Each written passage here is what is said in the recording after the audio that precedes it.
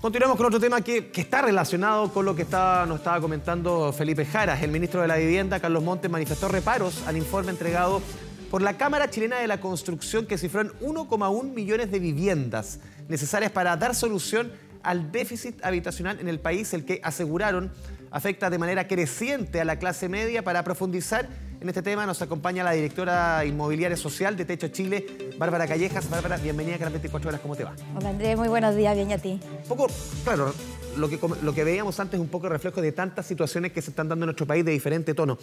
Ustedes han sido muy críticos hace mucho rato de que existe en nuestro país un catastro de cuál es el déficit habitacional concreto, cuánto tenemos. ¿Existe claridad en números?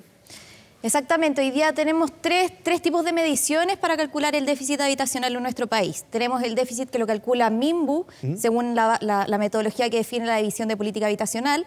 Tenemos la metodología también de la Cámara, que fue la que se publicó en este informe, el que habla de más de 1 millón de familias.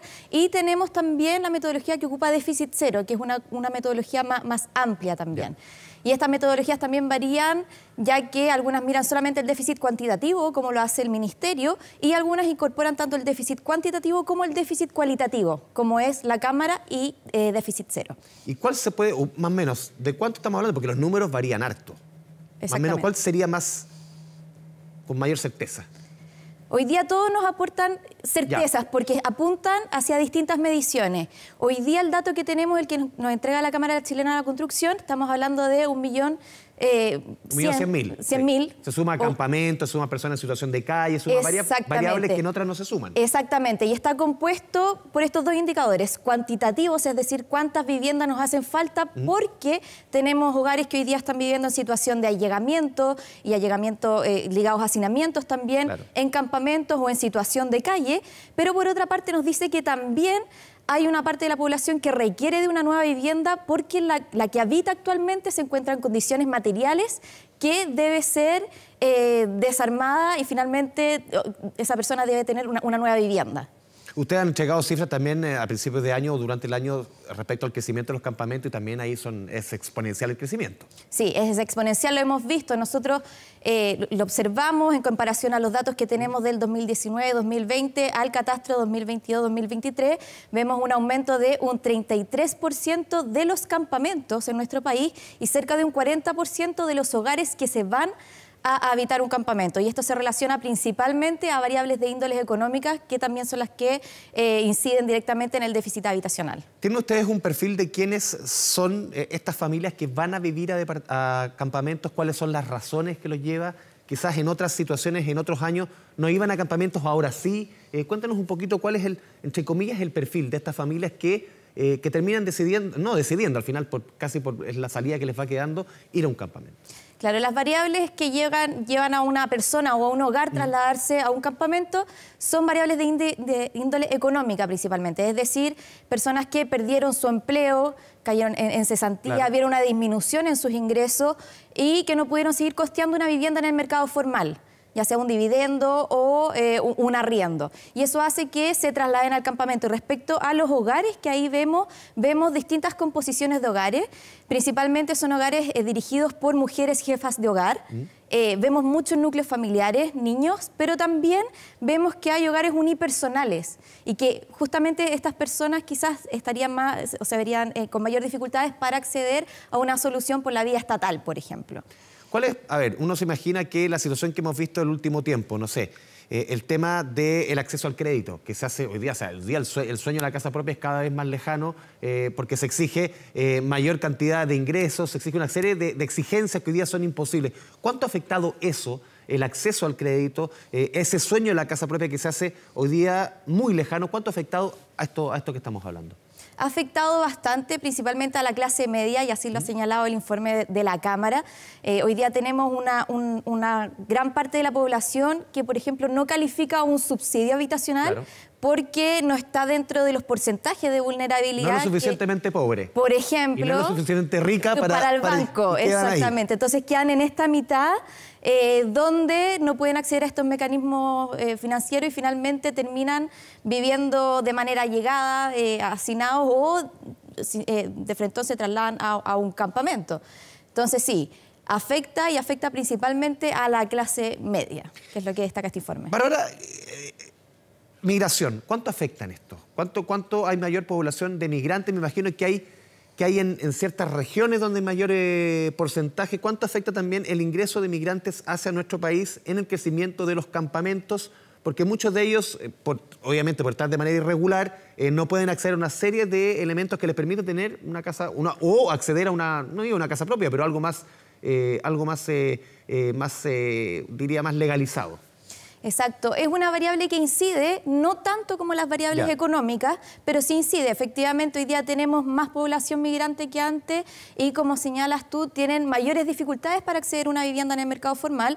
Muchas de ellas se trasladan a vivir a campamentos. Respecto de las cifras que vemos, hoy día alrededor de un 35% de la población que habita en campamentos es población migrante. 35%. 35%. Uno de cada tres, de alguna manera. Sí. Y se concentra mayoritariamente en la zona norte. Ya. Sí, eso es algo que lo hemos visto. A ver, lo veíamos en la cifra también claro, el ministro Montes no coincide mucho con las cifras de la Cámara, pero también el gobierno ha lanzado desde el principio, el gobierno del presidente Boric, esta emergencia habitacional, construir 260.000 viviendas en estos 4 años. Ese ritmo, esa velocidad, ¿a qué nos lleva? Porque imagino, dado el déficit que marca cualquier indicador, sean, no sé, 1.100.000 o un poco menos, claramente esa meta, por más ambiciosa, es insuficiente. Claro, o sea, es que estamos hablando de un problema de una magnitud muy, muy grande, donde se requieren muchos gobiernos para poder hacer frente al déficit habitacional. El plan de emergencia habitacional calculó 650.000 viviendas como el déficit que se requiere, o sea, como déficit, claro. Y el plan de emergencia habitacional se hace cargo de del 40% a través de la entrega de 260.000 viviendas. Según los datos que ha entregado el Ministerio de Vivienda y Urbanismo, van bien, la meta se cumpliría de aquí a los 4 años. Recordar también que esta es una meta prorrogable. Y es más, incluso el mismo ministro ha señalado que es posible dejar otras 100.000 viviendas en ejecución, lo que habla de que es una meta que, si bien es muy ambiciosa, sí se podría cumplir según los datos que nos está entregando el Ministerio. ¿Y esa velocidad alcanza o es suficiente para el nivel del déficit? No, o sea, la verdad es que se está haciendo muchos esfuerzos, pero hoy día con los recursos que se cuenta, incluso con los programas y con todos los actores involucrados, recordemos que aquí para la construcción de vivienda social se requieren a privados, al Estado, sectores de la sociedad civil. Incluso a pesar de este tremendo esfuerzo, no es suficiente porque estamos hablando de un déficit que es altamente creciente. Y esto ocurre porque el valor del suelo y por ende de las viviendas ha crecido exponencialmente, sobre todo del 2011 a la fecha, mientras que los ingresos de la población no lo han hecho, o lo han hecho algo así como un cuarto a lo que ha aumentado realmente el precio de la vivienda. Entonces, cada vez es más difícil el acceso a la vivienda. Entonces, claro, estamos hablando de un problema que aumenta exponencialmente, por ende las soluciones hoy día, al menos como lo que tenemos para mitigarlo, no da abasto y se requieren muchos periodos gubernamentales. ¿Ustedes tienen cifras respecto a, por ejemplo, estas personas, estas familias, sobre todo tú decías, encabezadas por mujeres, muchos hogares unipersonales? ¿Cuánto tiempo permanecen en un campamento? ¿Definitivamente tienen en algún plazo, en algún lapso de tiempo, acceso a algún tipo de solución habitacional? Más o menos, ¿cuál es la característica cronológicamente, desde que llega? Me imagino que hay ciertos comportamientos más estandarizados desde que se llega a un campamento. ¿Y en cuánto tiempo estas personas logran algún tipo de solución definitiva? Perfecto. Bueno, las personas que hoy día habitan en campamento tienen que recurrir a los subsidios de vivienda para poder salir de él, porque no lo pueden hacer mediante el mercado, ¿cierto? Ahora bien, es importante entender que no todas las familias o personas, hogares, pueden acceder a un subsidio habitacional porque tienen que cumplir con ciertos requisitos. Pero ahora pongámonos en el caso de un hogar que cumple con los requisitos del Estado y puede postular. Por ejemplo, cuando lo quiere hacer de manera colectiva, hemos visto que tarda alrededor de 7 años entre que se organiza un comité de vivienda, encuentra un terreno, puede postular y finalmente puede acceder a su vivienda. Ahora, cuando son subsidios individuales, podría ser una vía más rápida, pero honestamente depende un poco de la suerte de la persona porque el subsidio tiene un valor tope de, por ejemplo, 950 UF, va a depender de la región, del territorio, etcétera, y encontrar hoy día en el mercado una vivienda por ese valor es muy difícil. Entonces, por ejemplo, hoy día la aplicación de los subsidios individuales lo vemos mucho en los proyectos de integración social, y ahí donde las familias pueden ir a aplicar. Pero es un camino bien lento, y hoy día también tenemos, y lo vemos, hay campamentos que son históricos, donde se formaron hace 40, 50 años atrás, vivió el abuelo, vivió el padre, vivió el hijo, y hoy día finalmente optan a una estrategia de erradicación mediante autoconstrucción, por ejemplo. Porque es muy complejo salir a buscar una vivienda hoy día en el mercado. ¿Y qué pasa con las familias esas que tú mencionabas antes que no clasifican a una vivienda social? Claro, no porque quizás son demasiado ricas, entre comillas, tampoco van o pueden acceder a una vivienda propia a través de un crédito hipotecario y van a un campamento. No les queda otra salida. ¿Qué pasa con ellos? En ese perfil que a ellos se les hace más difícil acceder por un tema de ingresos, por un tema de diferentes características que los llevan a no calificar. Sí, esos casos son bastante complicados y se explica principalmente porque los programas habitacionales hoy día son bien rígidos, se dirigen principalmente a la familia, a un hogar, o sea, alguien tiene que tener un núcleo familiar para poder postular. Hoy día postular solo es muy complicado, quizás pueden encontrar una salida en el subsidio de arriendo, por ejemplo, pero si es que hoy día vemos el plan de emergencia habitacional, apenas el 2% del presupuesto que tiene el plan de emergencia se dirige a políticas de arriendo.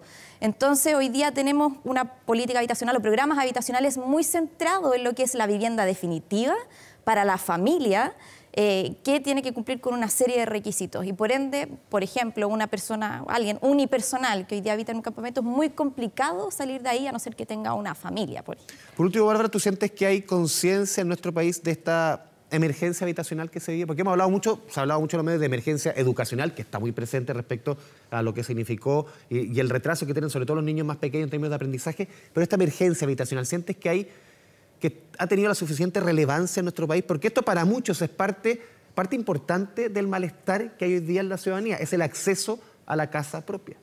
Sí, hoy día existe una noción de emergencia, diríamos. Es algo que afecta de manera cotidiana a muchas familias. Por ejemplo, ONU Habitat establece un concepto de el arriendo justo, arriendo protegido, no recuerdo bien, donde una familia, en teoría, no debiese destinar más del 30% de los ingresos del hogar para costear un arriendo. Hoy día vemos en la práctica que muchas familias destinan el 40%, el 50% de sus ingresos como hogar a costear un arriendo, y eso implica que tengan que dejar de lado otros aspectos de su vida. Entonces es algo que afecta cotidianamente. Yo diría que sí, es algo que es una emergencia, que se está entendiendo así, y qué bueno que se entienda así, porque al menos llevado hacia campamento, las cifras de campamento, nosotros no veíamos estos números desde 1996. Entonces sí, efectivamente, hemos retrocedido en términos de política habitacional, mirado desde el punto de vista de campamento, y es algo que afecta cotidianamente a todas las personas. Bárbara Callejas, te agradecemos este espacio, este diálogo con Canal 24 Horas. Muchas gracias. Muchas gracias a ti, Andrés. 12 con 1 minuto, nos vamos a la pausa en Canal 24 Horas.